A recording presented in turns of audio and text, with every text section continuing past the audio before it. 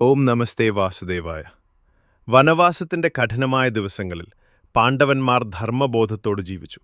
അതിഥികൾക്കും സന്യാസിമാർക്കും അന്നം നൽകി ആദരിക്കേണ്ടത് അവരുടെ കടമയായിരുന്നു. എന്നാൽ വനത്തിൽ ഭക്ഷണം കണ്ടെത്തുക ദ്രൗപദിക്ക് അസാധ്യമായി. വിഷാദത്തോടെ അവൾ സൂര്യദേവനോട് പ്രാർത്ഥിച്ചു.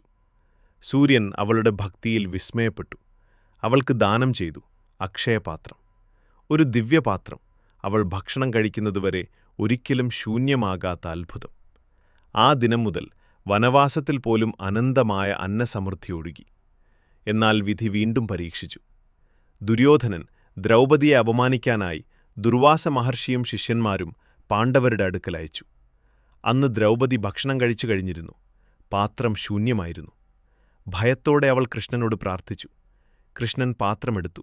അതിൽ ഒരു അരിക്കണം മാത്രം കണ്ടു. അത് കഴിച്ചപ്പോൾ ദുർവാസനും ശിഷ്യന്മാരും ദൂരെ ഇരുന്നിട്ടും തൃപ്തരായി. അവർ ഭക്ഷണം ആവശ്യപ്പെടാതെ തന്നെ മടങ്ങി. ഇങ്ങനെ അക്ഷയപാത്രം ഒരു പാത്രം മാത്രമല്ല, വിശ്വാസത്തിന്റെ പ്രതിഫലം, ദിവ്യാനുഗ്രഹത്തിന്റെ പ്രതീകം, ദ്രൗപദിയുടെ അചഞ്ചലമായ ഭക്തിയുടെ സാക്ഷ്യമായി മാറി. വനവാസത്തിലെ കഠിനതയിൽ പോലും ധർമ്മത്തെ സംരക്ഷിക്കാൻ ദൈവാനുഗ്രഹം എന്നുമുണ്ടായിരുന്നു.